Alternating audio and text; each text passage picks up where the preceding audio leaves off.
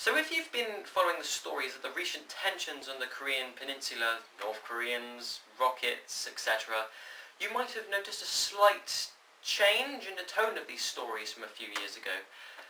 They're all completely insane, just out of our minds and comprehension insane. I have some samples here. Okay, you're going to need a glass of water for this. Every single North Korean, including their government, or at least the vast majority, believes in the existence of unicorns. Every North Korean has a radio inside their house that can never be turned off. North Koreans are on average shorter in height than their southern cousins. Mobiles are banned in North Korea.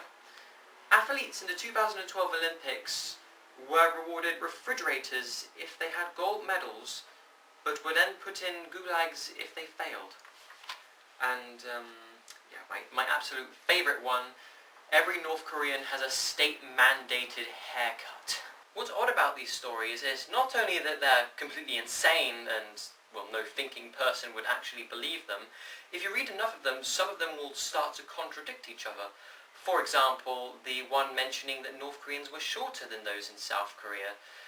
Well, this would include millions of people in both North and South Korea, North being one of the most secretive states in the world, and, well, averaging their height up, doing the math, taking a mean, and then putting that number out there and somehow forgetting how you did this or who did it. But we can't find a single instance of one of these radios that apparently can never be turned off, or an official North Korean broadcast mentioning unicorns. This phenomenon occurs so often in the media that I think it deserves a name, and the name I've given it is Korean syndrome, although some of you might have noticed and given it your own name. Korean syndrome is the automatic acceptance of anything insane, unbelievable, or completely ludicrous concerning the DPRK without evidence. For example, person 1 and person 2. Hey, did you know that North Korea is breeding giant super soldiers and they're appearing at funerals? Oh, that's believable because it's in North Korea, therefore it must be true, and the Daily Mail never lies. It's just unbelievable, the kinds of bullshit that people will believe as long as you say it's connected to North Korea. Mind control, super soldiers, energy drinks that grow brain cells or whatever. There's no limit. There is none.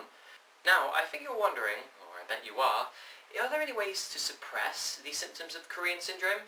Well, it just figures out that I've made my own remedy. Rule number 1. Check your news sources thoroughly. Have they made mistakes in the past?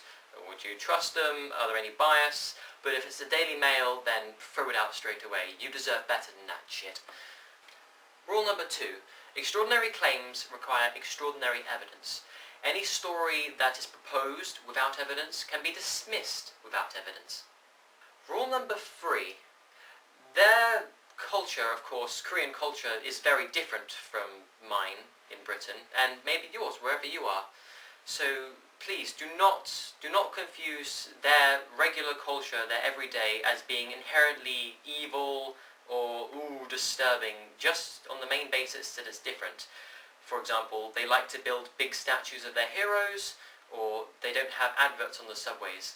These two facts do not instantly mean that they have gulags on the ice moon of Saturn. It doesn't mean anything apart from their culture has grown and developed differently from ours. So now you know what Korean syndrome means, and you can apply the term in everyday political and social discussions if you wish. And spread it, because it's a very useful term considering all that's been happening in the news about the missiles and the genetically modified super soldiers. Woo! Well, thank you for watching me. I've been Red Army Uncle, you've been watching Red Army Uncle, this is Red Army Uncle, and there are more videos on the way. Good night. Oh no, here comes a coming. Red Star on his breast. Oh no, here comes a coming. When you give it a rest, he hangs his back, has his own plan, bring it all down to the ground.